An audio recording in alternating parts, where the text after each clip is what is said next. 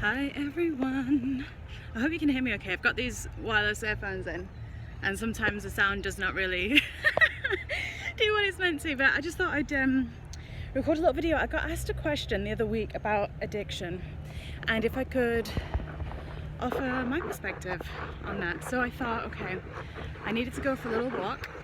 Come down the canal. Yes, I'm doing another barefoot walk for those that are following that little journey.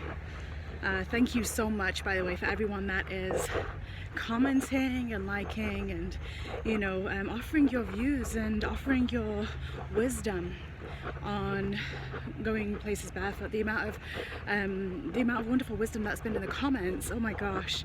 And you know, for anyone that maybe doesn't do anything barefoot, you know, and want to kind of go, why are people doing this? You know, read some of those comments, the wealth of wisdom in there. Seriously, you guys.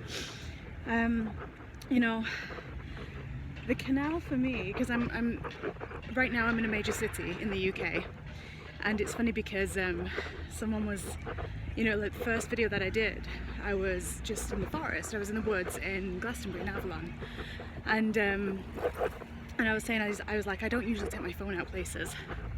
And someone was like, do a city walk. So I did a little video when I was out in the city and I was like, I'll do one down the canal. But it's so funny because my feet are still kind of, they're not as hard as what people would who do barefoot a lot. So not that it hurts or anything to kind of be out on the stones and anything like that, but I always say it's a bit funny in the city because where I live there is so much glass. There is so much glass and defecation on the floor that I'm just kind of like, I don't know if I could do video because I'd be constantly looking down and just wiping my feet anyway. But as someone rightly pointed out, you know, it's the exchange of free radicals and electrons. It balances you, it grounds you.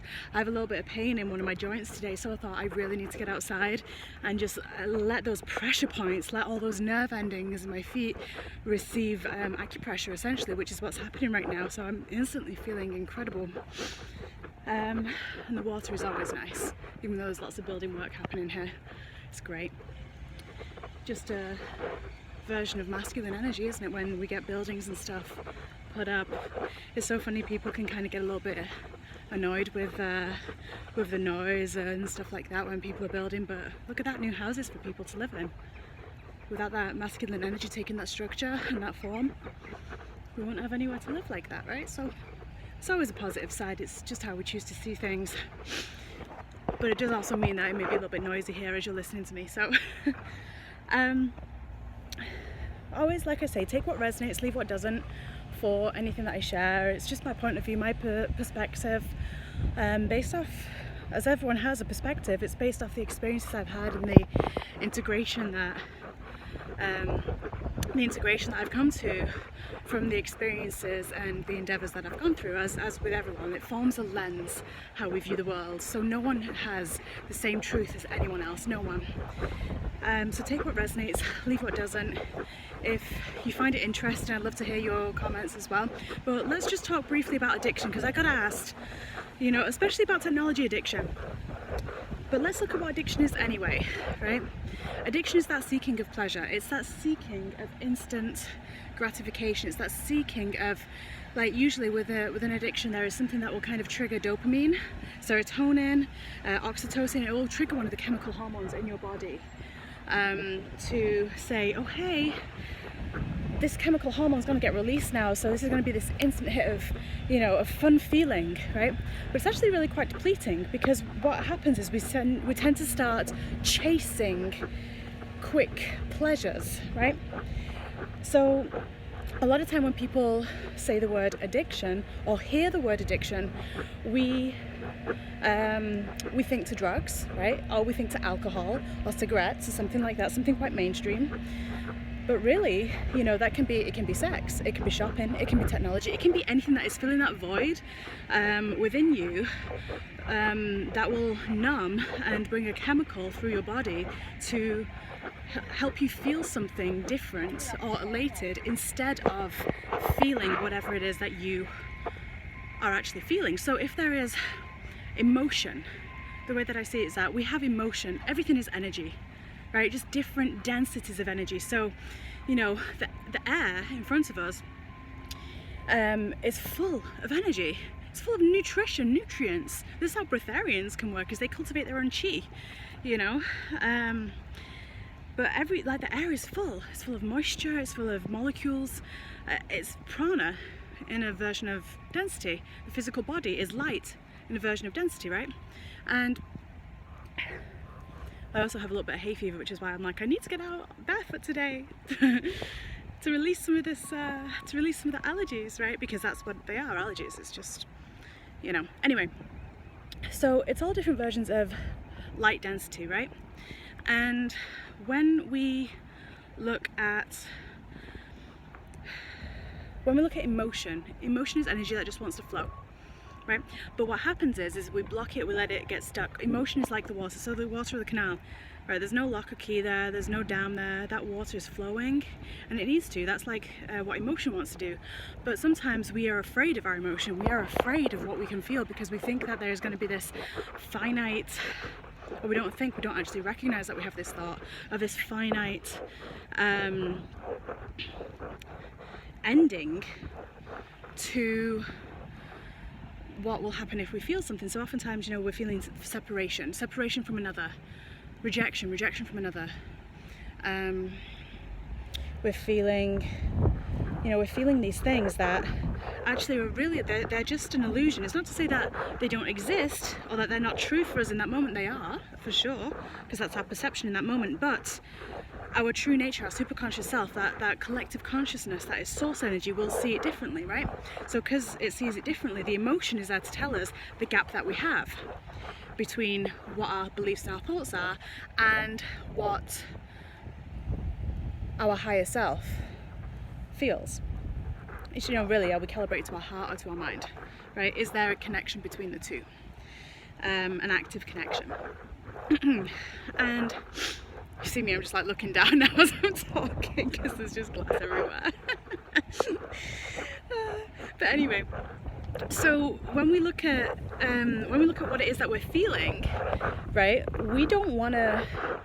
We can have this perception that we don't want to feel something that is of a lower energy, right? But we're not actually understanding what that feeling is. That feeling is there to tell us, hey, we've got a belief that's out of line here, that we've got a belief that's out of whack, right? There's something here that we can shift and we can change to live a more blissful life, to live a more pleasurable life in the moment. Because when we get to things like addiction, you know, whether it is technology, we want to see our phone ping, it's like, oh, someone cares for us, someone wants to, you know, someone cares for us, someone wants to say, like, what I say or what I do matters, right?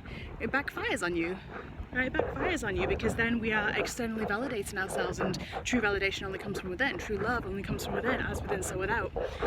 Same with drugs, right? Say someone takes cocaine, right? Cocaine's a, you know, instant dopamine hit, right? Instant dopamine hit. So people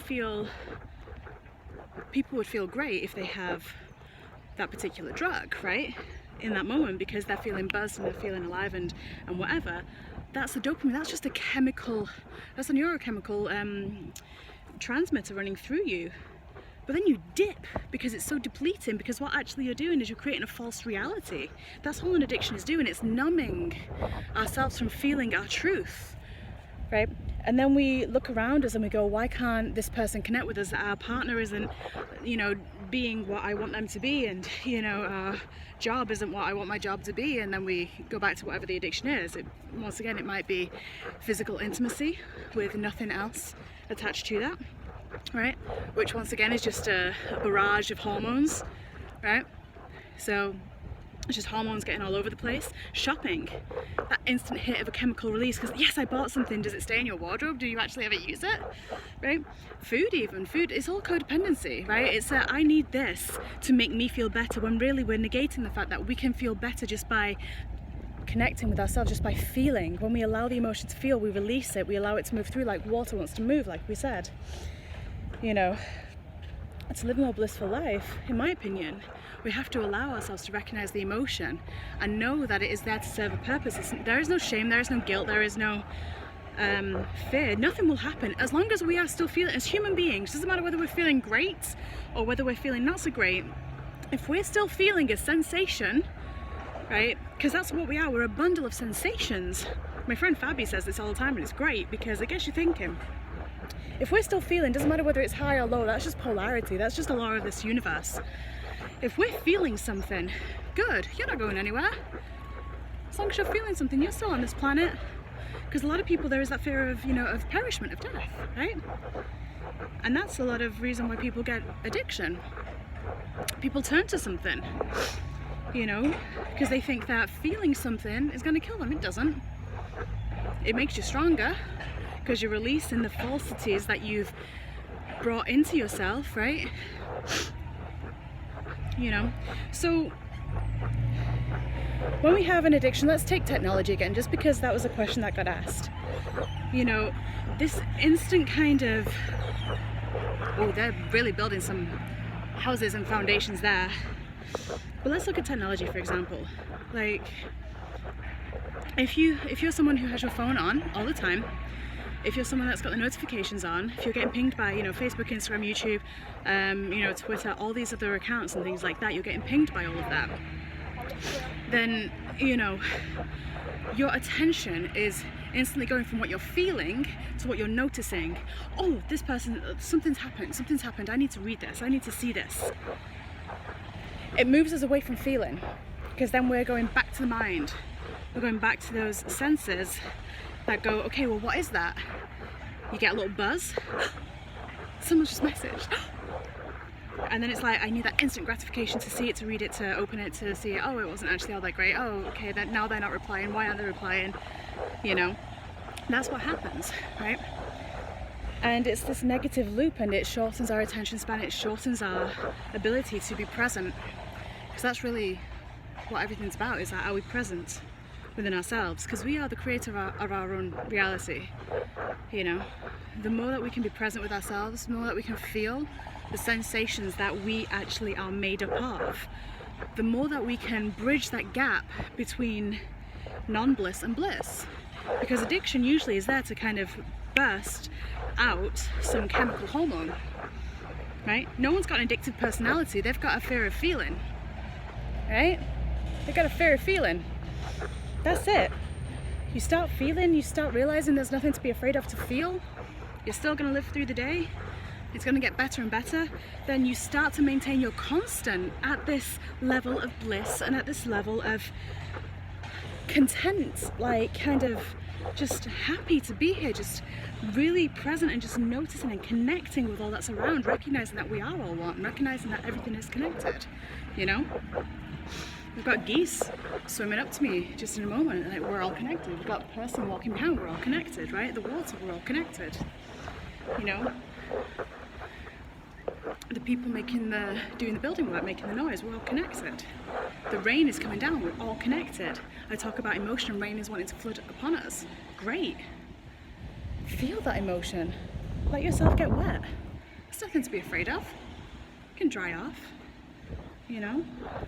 Water is nourishing. We're made up of over 75% water, right? And we've got so much air inside us. And that's that breath of life. That source of energy travels on that air. Oh, it's beautiful, right? You're beautiful. So, talking about codependency just for a moment as well. On the 8th of July, we've got this wholeness retreat. You'll have heard me talk about this maybe a couple of times. My friend Fabi and many others have created this Pranic Family hub. It's a website which is a hub. It's a platform to host free events and things like that, and just to connect with one another who are wanting to practice any type of spiritual, energetical work. It doesn't matter what it is, what your focus is, what it is that you like. But pranicfamily.com, I'd suggest just having a little look, because on the 8th of July we're doing another breatharian weekend. Breatharianism is where you're dry fasting, you're nourishing yourself from the sun, from the air, you're cultivating your own chi. It's a wellness, it's a wholeness retreat, but this time, instead of doing a 3.5-day retreat just for those that want to do that breatharian weekend, it's actually going to be a drop-in as well. So you can drop in and you can experience what it's like just to be a part of this space, right? Just to kind of be around people who are figuring it out just like you. None of us are experts, you know, we're all just having our own experience, but at the same time, you know, we can do that together as well, you know. So have a little look, I'll link it in the comments. It is really getting noisy now, so I'm going to wrap this video up because it's a little bit longer as well. But thank you for joining me on my barefoot walk. Thank you for joining me on my glass walk, apparently, as it was. Oh gosh, and there's so many like loose stones around as well, so it's really funny. So like now I've gotten up off the canal, I'm still on kind of like a gravelly surface, but it feels so much smoother. So anyway, I love you all so much. I look forward to hearing your thoughts. And what else do you want videos on? I'd love to hear what you want to talk about, right? Lots of love.